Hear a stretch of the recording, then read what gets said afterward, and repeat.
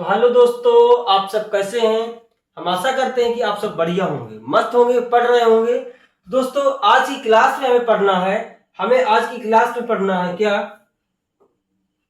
जो हम लोग विद्युत फ्लक्स गॉस की प्रमेय का चैप्टर पढ़ रहे थे। तो इसमें हम लोगों को कहां तक कंप्लीट कर लिया था, हम लोगों ने कंप्लीट कर लिया था डेरिवेशन तीसरा हमने कंप्लीट कर लिया था। और आज की क्लास में हम पढ़ेंगे डेरिवेशन चौथा। तो इसमें चौथे डेरिवेशन में है क्या, ध्यान से देखेंगे तो लिखा है धन तथा ऋण आवेशित समांतर अचालक प्लेटों के मध्य विद्युत क्षेत्र की तीव्रता का व्यंजक। इसमें धन तथा धन भी और ऋण दो क्या करना, समांतर प्लेटें लेना है और अचालक और इनके मध्य विद्युत क्षेत्र की तीव्रता का व्यंजक निकालना है। तो चलिए पहले वो प्लेटें बना लेते हैं। तो हमारे पास दो प्लेटें हैं, एक प्लेट हो गई और ये दूसरी प्लेट हो गई, ठीक है। एक में प्लस आवेश है, क्या है, एक में प्लस आवेश है, प्लस आवेश, और दूसरे में क्या है, दूसरे में माइनस आवेश है। क्या है, माइनस आवेश। दूसरे में क्या है, माइनस आवेश।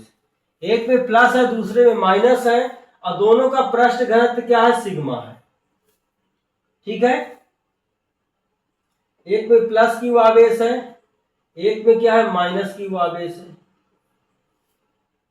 अब इनके मध्य जो है, मध्य क्या है, बिंदु P स्थित। मध्य में क्या है, बिंदु P स्थित है, जिस पर हमें वैद्युत क्षेत्र की तीव्रताएं E1 और क्या है, E2 दी गई है। E2 हमें इन्हीं को निकालना है, जो इनके मध्य क्या है, वैद्युत क्षेत्र की तीव्रताएं E1 तथा E2 है, इन्हें हमें ज्ञात करना है, ठीक है। चलिए ज्ञात कर लेते हैं।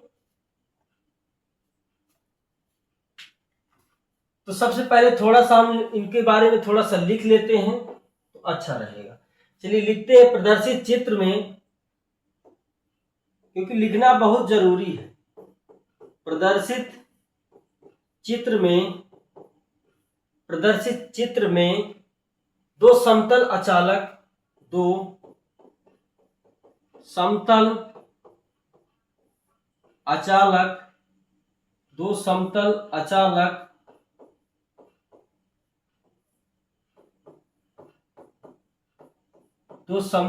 अचालक प्लेटें हैं जिनमें क्रमशः धन तथा ऋण, क्रमशः क्या, धन तथा ऋण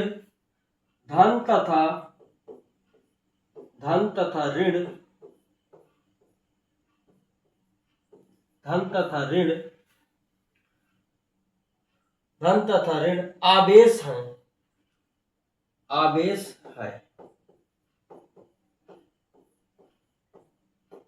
प्रत्येक प्लेट पर आवेश का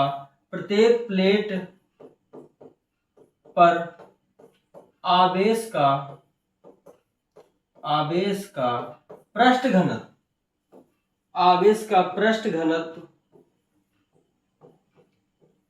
घनत्व जो सिग्मा होता है, सिग्मा है। आवेश का पृष्ठ घनत्व क्या, सिग्मा है। अब देखो प्लेटों के जो मध्य क्या है, प्लेटों के निकट धन, अब इनको देखो, इतना हो गया हमारे पास। अब हम लोगों ने जो पढ़ा है विद्युत क्षेत्र की तीव्रता का व्यंजक, तो क्या लिखेंगे, हम लिखेंगे क्या, प्लेट के निकट धन आवेश के कारण प्लेट के निकट धन आवेश के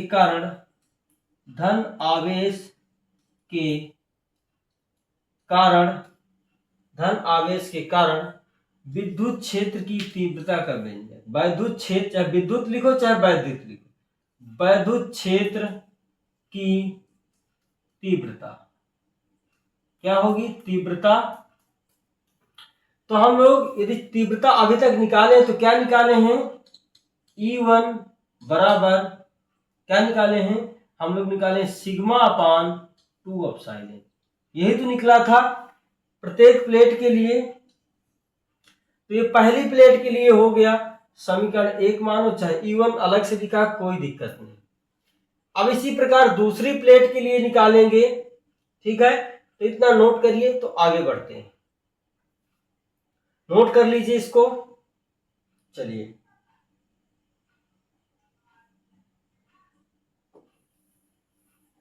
यहीं पे निकाल दिया जाए क्या? चलो अलग अलग निकालते हैं, कोई दिक्कत नहीं। हमारे पास जगह की थोड़ा सा कमी रहती है, क्योंकि हम इसमें स्लाइड ही लगा लेते हैं इसे।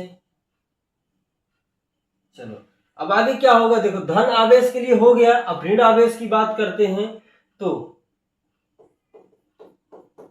प्लेट के निकट, निकट क्यों बार बार लिख रहे हैं? क्योंकि निकट के लिए हमने ये वैद्युत क्षेत्र की तीव्रता के व्यंजक में हम लोगों ने क्या दूसरा डेरिवेशन किया था, इसीलिए हम लोग बार बार निकट ले रहे हैं।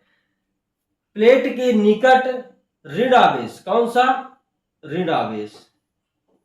ऋण आवेश के कारण वैद्युत क्षेत्र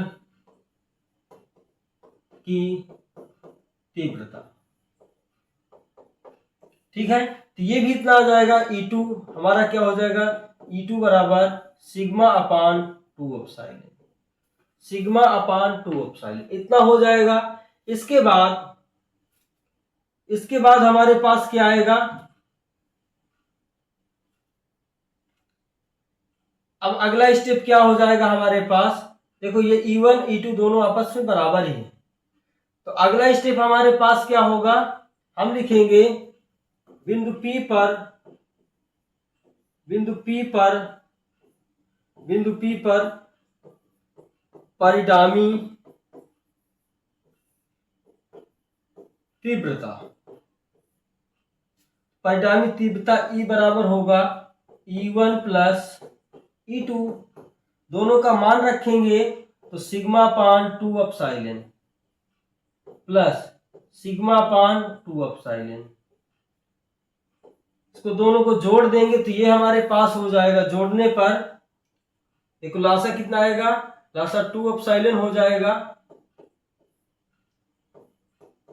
तो ऊपर क्या हो जाएगा? जुड़ जाएगा 2 एप्सिलॉन, 2 सिग्मा, क्या हो जाएगा? 2 सिग्मा हो जाएगा। कितना हो जाएगा? 2 सिग्मा। 2 से 2 खत्म, तो क्या आएगा? E बराबर आएगा हमारे पास sigma upon epsilon naught. Sigma upon क्या हो जाएगा? एप्सिलॉन नॉट हो जाएगा। इतना हमारे पास आ जाएगा। तो क्या ये आपको समझ में आ गया कि इसका डेरिवेशन क्या है, इसको कैसे कैलकुलेट करना है? ज्यादा ये डेरिवेशन बड़ा नहीं है, सिंपल सा, ठीक है? तो दोस्तों आज का हमारा क्लास यहीं तक। अगला जो डेरिवेशन आएगा, डेरिवेशन कौन सा आएगा? 5वां आएगा। 5वें में क्या है? समान रूप से आवेशित गोलीय कोश की कारण विद्युत क्षेत्र, गोलीय कोश आएगा, कोई गोला आएगा, वहां पे हमें विद्युत क्षेत्र की तीव्रता का व्यंजक निकालना होगा, ठीक है? इसके बाद अगला 6वां भी आएगा, ये भी गोले के कारण है। कि यहाँ तक 6 डेरिवेशन तक हमें इसमें पढ़ना है। इसके बाद ये वाला चैप्टर हम लोग खत्म करेंगे।